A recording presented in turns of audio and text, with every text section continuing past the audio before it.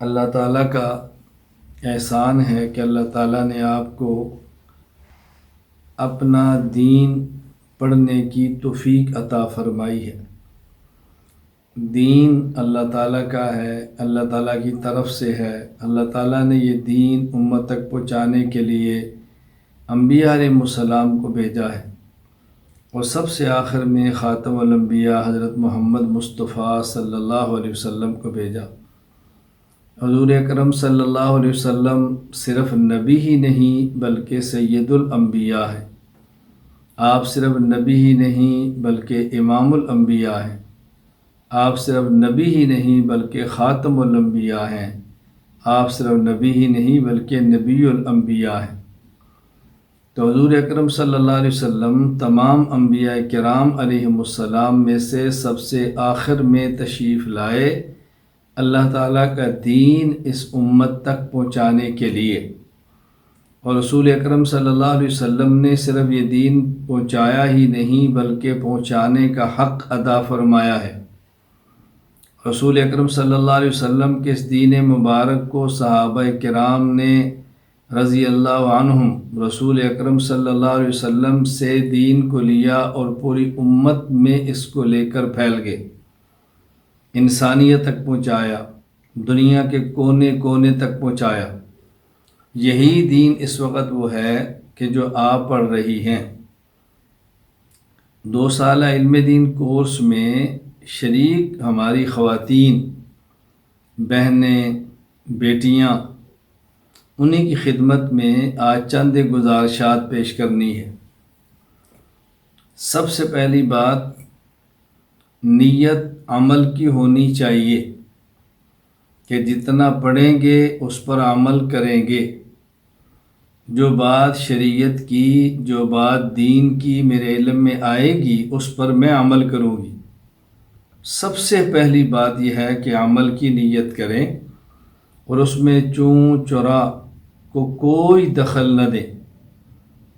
گزشتہ زندگی میں علم نہیں تھا، دین نہیں تھا، غلطیاں کیں، ابھی دین کا علم مل گیا، اب غلطیاں نہ کریں۔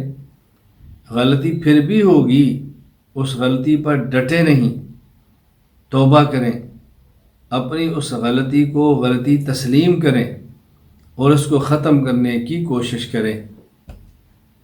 سب سے پہلی بات کہ عمل کی نیت کریں، یہ ہے دین کا فائدہ۔ اور وہ علم جس پر عمل کی توفیق ہو اس کو علم نافع کہتے ہیں، اور وہ علم جس پر عمل کی توفیق نہ ہو اسے علم زار کہتے ہیں، علم مضر کہتے ہیں۔ یہ نقصان دہ علم ہے۔ عمل کی نیت کریں کہ ہم نے اپنی زندگی کو بدلنا ہے۔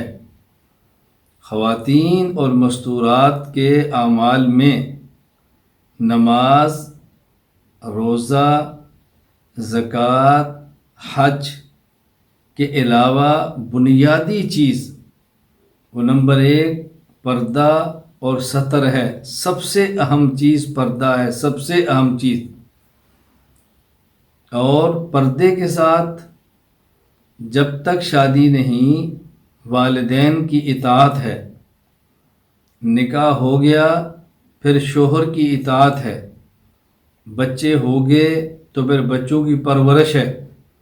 یہ ایک خاتون کی بنیادی ذمہ داریاں ہیں، اس لیے کہ جب تک اس کا نکاح نہیں، اس کے مالی معاملات کا بوجھ والد کے سر پر ہے، نکاح کے بعد شوہر کے سر پر ہے، بچے بڑے ہو جائیں تو اولاد کے سر پر ہے۔ اس کی ذمہ داری میں اس لیے کہہ رہا ہوں کہ نماز، روزہ، حج، زکوٰۃ، اس میں تو مرد اور عورت برابر ہیں، تو سب کی ذمہ داری ہے۔ عورت کی بنیادی ذمہ داری پردہ ہے، اور میں اس پر تفصیل سے گفتگو بھی کر چکا ہوں، شبہات کے جواب بھی دے چکا ہوں، اشکالات کو صاف بھی کر چکا ہوں کہ پردے میں عورت کا چہرہ بھی شامل ہے، پردے میں عورت کے ہاتھ کی ہتھیلیوں کی پشت یہ بھی شامل ہے، مکمل ہاتھ، اسی طرح عورت کے پاؤں یہ بھی شامل ہیں۔ ہماری بہت ساری خواتین اس غلط فہمی کے اندر مبتلا ہیں کہ چہرے کا پردہ یہ نہیں ہے، نقاب کر لینا کافی ہے۔ نانا، ایسا نقاب جو آنکھیں نہ چھپائے یہ پردہ نہیں، یہ پردے میں نقص اور کمزوری ہے۔ عورت کے ذمہ ہے ایسا پردہ کرے جس میں عورت کی آنکھ بھی چھپے، جس میں اس کے ہاتھ بھی چھپیں، جس میں اس کے پاؤں بھی چھپیں۔ یہ سب چیزیں پردے کا حصہ ہیں۔ مزید دلائل مطلوب ہوں تو میں انشاءاللہ کسی وقت پھر تفصیل کے ساتھ دلائل سے گفتگو کر دوں گا، لیکن یہ ذہن میں رکھ لیں کہ سب سے اہم چیز پردہ ہے، اس کا بہت زیادہ خیال فرمائیں۔ ماں پردے کا اہتمام کرے گی، کل کو بیٹی پردے کا اہتمام کرے گی۔ ماں بازار میں بلا ضرورت نہیں جائے گی، بیٹی بلا ضرورت بازار نہیں جائے گی۔ ماں موبائل کا صحیح استعمال کرے گی تو اس کی اولاد بھی صحیح استعمال کرے گی۔ یہ ماں اپنے شوہر کی خدمت کرے گی تو اس کی اولاد بھی شوہر کی خدمت کرے گی۔ ماں کو ایک آئیڈیل ماں بننا چاہیے، مثالی خاتون بننا چاہیے، مثالی خاتون بننا چاہیے۔ میں یہ ہرگز نہیں کہتا کہ شوہر اور مرد اپنے حقوق کا خیال نہ کریں، جو ان کی ذمہ داریاں پوری کریں۔ اس وقت میری گفتگو مردوں سے نہیں، خواتین سے ہے۔ میں اس لیے آپ کی خدمت میں بڑی تاکید کے ساتھ یہ بات کہہ رہا ہوں کہ علم دین پڑھتے ہوئے عمل کی نیت کرنا ضروری ہے۔ کسی بچی کے ذمے نمازیں ہیں، وہ نمازیں قضا کرے۔ الحمدللہ ایسی خواتین اور بچیاں موجود ہیں جو مجھ سے بیعت ہیں اور کئی سال تک کی نمازیں انہوں نے ادا نہیں کی تھیں، پابندی کے ساتھ نمازیں قضا کر رہی ہیں، پابندی کے ساتھ قضا شدہ نمازوں کو ادا کر رہی ہیں، پابندی سے۔ شروع میں ان کو الجھن ہوئی تو میں نے ان کو ہفتے کی ترتیب بتائی کہ ادا کریں اور مجھے بتائیں، پھر 15 دن بعد ادا کریں اور بتائیں، پھر مہینے بعد ادا کریں اور لکھیں۔ کیونکہ جب بھی کسی شخص کو شیخ بنایا جاتا ہے، مرشد بنایا جاتا ہے، اس کی بیعت کی جاتی ہے، تو اس کا بنیادی مقصد یہ ہوتا ہے کہ اس کو اعمال بتائیں، یہ میری کمی ہے، یہ اعمال میں پورا کرتی ہوں، تاکہ وہ کمی ہے تو تنبیہ کرے، پورا کرنے کا طریقہ بتائے، ترغیب دے۔ یہ ضروری ہے، وگرنہ بیعت کا نفع کیا ہوگا؟ بیعت کا تو فائدہ نہیں ہوگا۔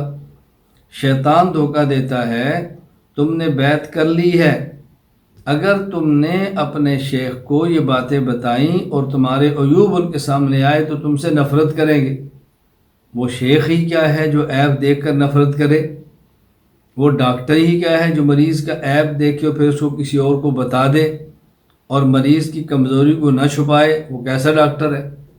تو شیخ کمزوری دیکھے تو دور کرنے کی کوشش کرتا ہے، عیب دیکھے تو ختم کرنے کی کوشش کرتا ہے، اللہ تعالیٰ سے دعا بھی مانگتا ہے، گڑ گڑاتا بھی ہے تاکہ اللہ تعالیٰ کرم فرما دے۔